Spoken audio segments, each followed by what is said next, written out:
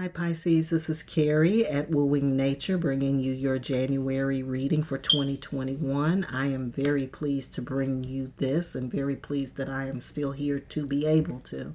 I don't need to say what 2020 has done. 2020 is now fast becoming a part of our collective memory, and now we are moving forward into 2021 with vibrancy and with life and with love and with the force of our own power and our own energy. And you are a part of that, Pisces, and so you are not excluded from that level of joy. All right, so I am going to be reading today from the I-Ching. This is Holitzka's I-Ching. For those of you who like the messages in the I-Ching, I also do the yarrow and the coin method. So if you want the yarrow method or the coin method, I can do both of those, and you can find that information on the website. But for the sake of time and that kind of thing, we're going to use the Holitzka method, which is to pull two cards from this deck.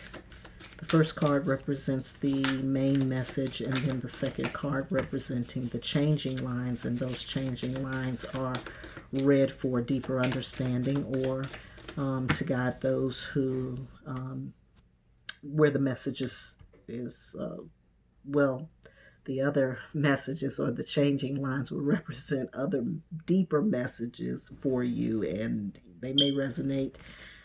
All of them may resonate. None of them may resonate. I don't know, or some of them may, but get in where you fit in is what I'm talking about, Pisces. All right, so your card is number 22. For those of you who were numerologically inclined, you will know what that means. This is the card of grace. This represents grace. It says, a time in the sign of grace affords you a view of the potential for perfection in this world, but don't confuse the beauty of its outer shape with the real basis of life. Grace is an ornament of all forms of existence, which gives you joy in daily life and enables a brief moment of pure spiritual happiness. But nothing changes merely by watching. Beauty remains a fleeting moment, in grace being beauty. Deeper insight and selfless activity are required to bring about more positive changes. So after you have this moment of grace, and this is what the I Ching, the reason why I'm choosing this card is for you to have sort of a theme or something that is going to be an overarching message for you for 2021. And so the message is grace, these positive changes. But it doesn't mean just accepting the grace and just watching it happen, that there are other things, deeper insight and selfless activity will grow that. It's almost, if you think about grace being a falling star or a shooting star, then those other activities and those other positive changes that you're doing are like the end of it, like the spray of dust. I don't know. It says, give more space to your aesthetic sense and to feelings, but guard against being over idealistic. Don't see the world through rose-colored glasses. So you're accepting this moment of grace, Pisces, for what it is. Open yourself to it, feel it, absorb it. Don't naysay it, and don't think that it's less than what it is, because it's what it is, and that's grace, and that's a lot. So don't, look a gift horse in the mouth, so to speak. Don't, if it's not a big thing, don't ignore how big grace can be, and then having a deeper insight and doing some other selfless things is just going to continue to carry it forward. All right, let's look at the changing lines, which are 1 and 2 and 3 and then 6. 1, 2, 3, and 6. Now again, I'm going to read 1, 2, 3, and 6. One of these may resonate with you. All of them may resonate with you. One or two of them get in where you fit in. Number 1 says you want to move ahead by the dint of your own strength alone, even if an opportunity presents itself to take the path of least resistance. Nevertheless, you feel the necessity to build upon your own strengths, and you are right to do so. So build upon your own strengths.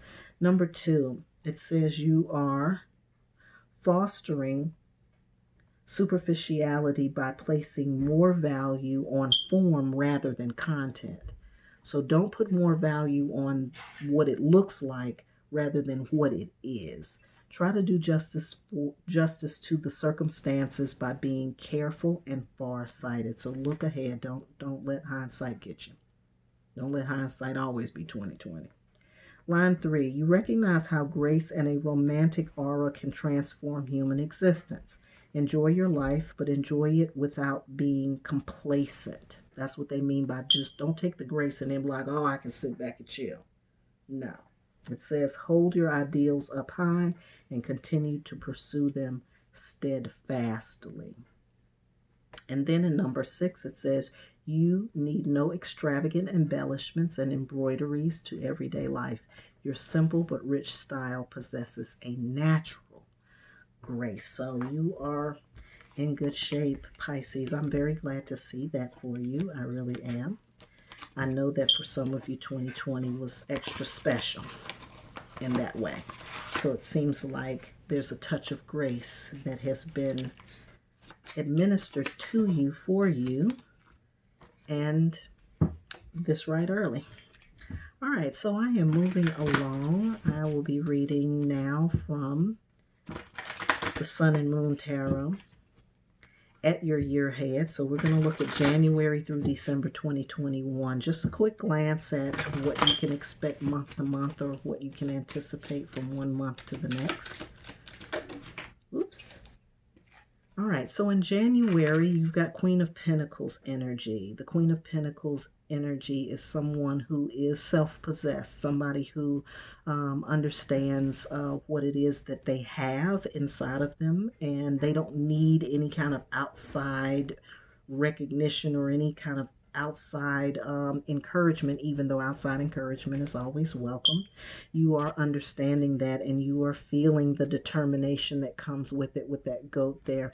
Things may have seemed kind of dry for you before in 2020, but at this point you understand what it was for and what it was designed to do, and it was really designed to get you in touch with yourself so that you could have this inner knowing about you, so that you could feel your full self. So going into February, we've got new love for some of you, or for most of you. This is a partnership that you can lean on, that you can depend on. It is an equal pairing. It's a good vibe for you.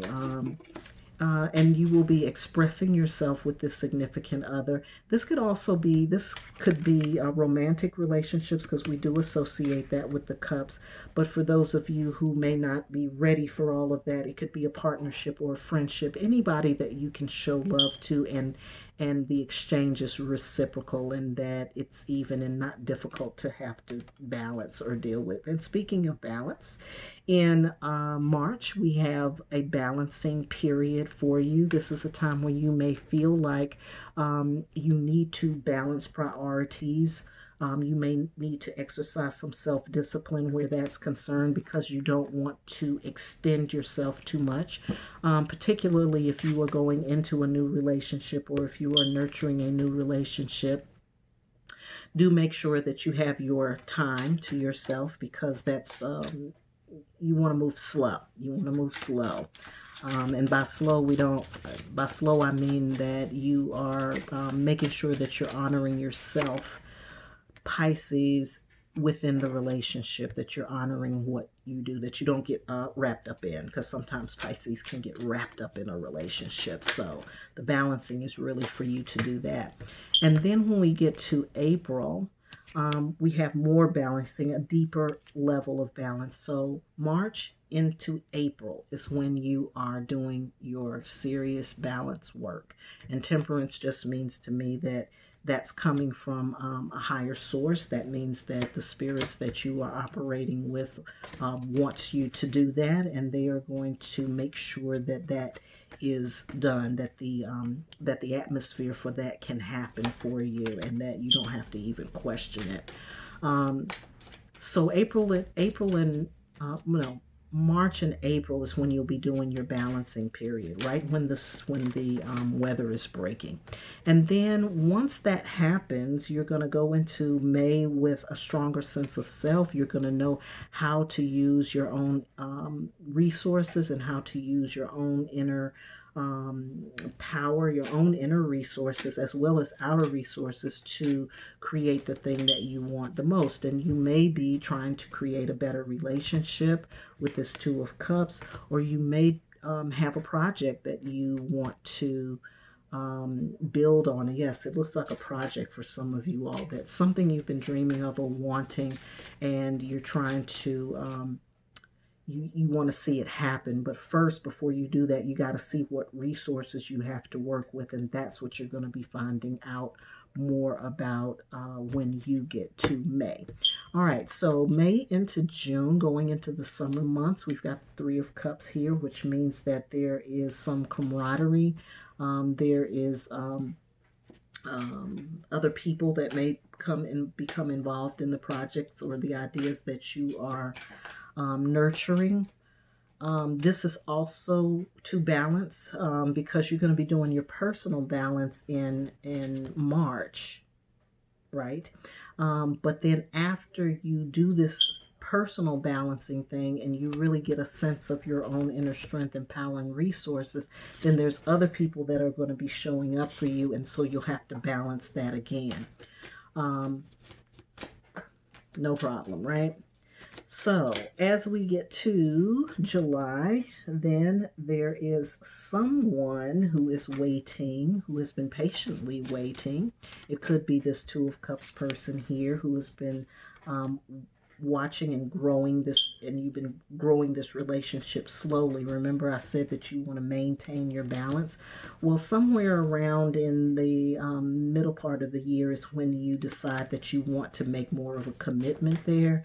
And then following that in August is when you start to restructure your life according to what you're now seeing.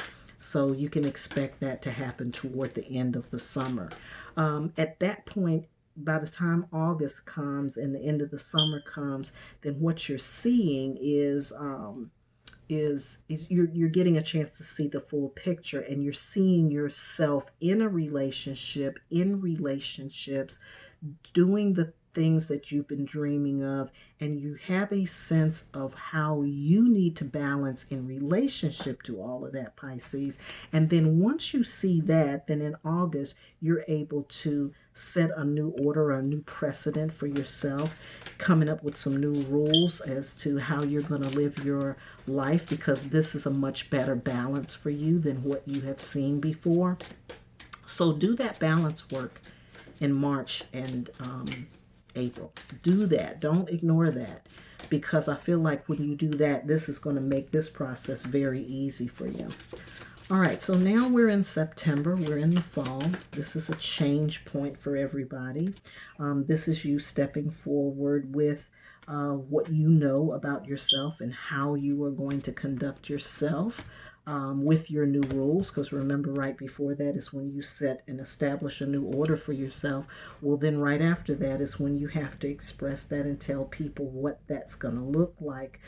This may be the time that you fully make that commitment with that significant other person that's come into your life. It may be when you start to say, this is what I'm seeing for my life moving forward, and hopefully you're going to be a part of that, but this is what I need to have happen.